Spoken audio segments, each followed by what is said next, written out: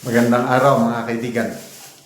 Bigyan natin ngayon ng reaction opinion itong Facebook reel posted by Dragon Michelle. Tungkol ito sa hamon ni Attorney Roque sa Administrasyong Marcos. Kidnapin nyo ako dito at ipapakulong ko kayo. Ang tapang. Okay. Ini-interview siya ni Maharlika doon sa The Hague. Nagtagumpay ang mga bangag sa pag-kidnap na naman sa ating panibagong kababayang Pilipino ay Senator Congressman Arnie Teves. Ay, nahamon ko sila. Subukan niyo ako dito. Pakukulong ko kayo. Okay? Nagtagumpay ang mga bangag sa pag-kidnap na naman sa ating panibagong kababayang Pilipino ay Senator Congressman Arnie Teves. Ay, nahamon ko sila. Subukan niyo ako dito. Pakukulong ko kayo. Okay? Nagtagumpay. Ang tapang naman, oh. Siya pang magpapakulong. Magbasa lang tayo sa mga comments, ha. Lakas mang asar ni Harry Roque. Janet Pablo.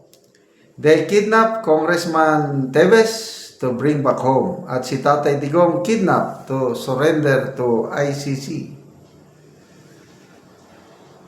Okay. So, from Pastor Apollo Kibuloy, dahil sa KOGC Seeds, nag-surrender. Kaya surrender yun hindi nahuli. Pagkatapos, PRRD na. And then, Arnie Teves. So, sino na lang ang manaiwan? Ito na, si Attorney Harry Roque. And then, of course, wag din natin kalimutan si DG Bantag. Isa pa, si General Domingo. So, tatlo pa sila na pinaghahanap. So, dito tayo muna mag-focus kay Attorney Harry Roque. Magkaiba po ang sitwasyon sa Timor-Leste and Netherlands. Okay. Kung makita nyo, ang Timor-Leste matigas nung una dahil yung korte nila maganda yung kanilang pagpapatupad ng batas na hindi pwedeng ibalik, extradite si Arnie Teves dito. At ayun, akala ko nga hindi na siya madadala dito dahil nagdesisyon ng korte. Kaya lang, ang lahat ay nagbago nung nagkaroon ng ASEAN Summit. So, ito yung peculiar situation dito dahil nagkataon na gustong maging member ng ASEAN nations ang Timor-Leste. Ang rule, patakaran, ang sinusunod dyan, isang member state lang ang mag-object. Wala na. Rejected na yung application ng bagong bansa. Ang Pilipinas, founding member ng ASEAN. So, yun yung kakaibang sitwasyon. Kaya, yung matigas na posisyon ng Timor-Leste nung una, biglang lumambot. So, kaya ito, pabalik. Okay, Netherlands. Meron bang ganong sitwasyon na pwede nilang i-pressure ang Netherlands? Palagay ko hindi. Matagal na demokrasya o nakaugat na kung saan pa ang Netherlands. Well-known ang Netherlands na champion of human rights. Champion na nagiging political refuge ng mga pinaghinalang inaapi. Kaya nga doon napunta ang late Joma season. Kasi yun talaga ang tatak Netherlands. Kung hindi pa sana nakapag-apply ng asylum si Attorney Roque, pwede siguro makuha nila. Problema lang ay naunahan sila ni Attorney Roque. Ang papeles ni Attorney Roque, hawak na ng Dutch government. Pati nga yung kanyang passport, hawak na ng ano. Anong ibig sabihin nun? So, wala siyang daladalang passport.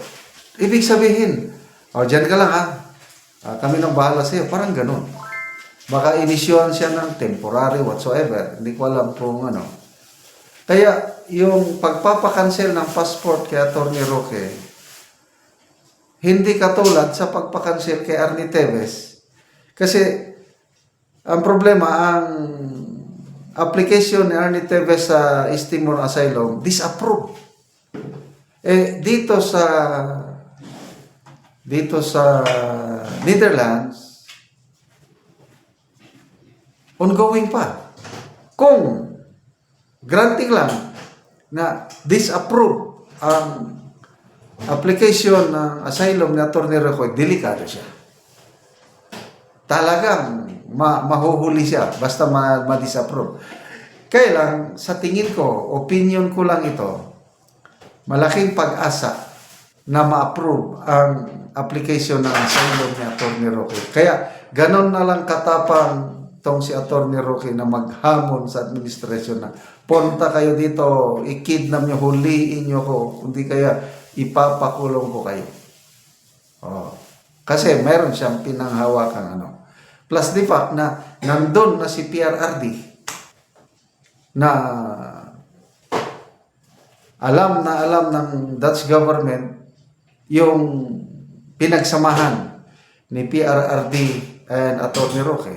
Alam ng Dutch government yung background, bakit biglang dinala doon si PRRD. Kaya ako, opinion ko lang ito, ma-approve ang asylum application ni Attorney at hindi siya magagalaw. Yun lang ang tingin ko dyan. Kung mali ako, pasensya na lang. Kaya lang, kung bakit masyadong matapang si Attorney Roque na come and get, may papakulong ko kayo dahil alam niya na ma-approve ang kanya. So, hindi nila talaga magagalaw si Attorney Harry Roque. Okay, salamat mga kaibigan sa inyong pagsubaybay sa ating channel. Nakakatulong kayo ng malaki sa tribong Talaandig ng Bukidnon. Ang income sa channel na ito is pantulong sa tribong Talaandig. Mayroon tayong livelihood assistance sa tribo ngayon. Nagpapatanim tayo ng saging lakatan. Panoorin nyo ang video na ito. Anak ko sa saging lakatan ni Manoy Boy. Og mo ni ang una niyang tanom nga saging lakatan. Og ako silang bisitaon. Mayong buntag, Manoy. Oh. Pila ni kapunuan ang una nimong tanom, Manoy? 20. 20 ni. 20. So mga dagko na gyud. Hapit na gyud mangunod. Gabuno ko putas ug amon yon kamo ni pagpabunga. O putas, ammonium dopos mo na ang pampabunga. Amo ni pagpabunga. So kuan gyud, mga dagko na gyud ug hapit na gyud ni mangunod ang saging ni Manoy. Putas complete ug upos.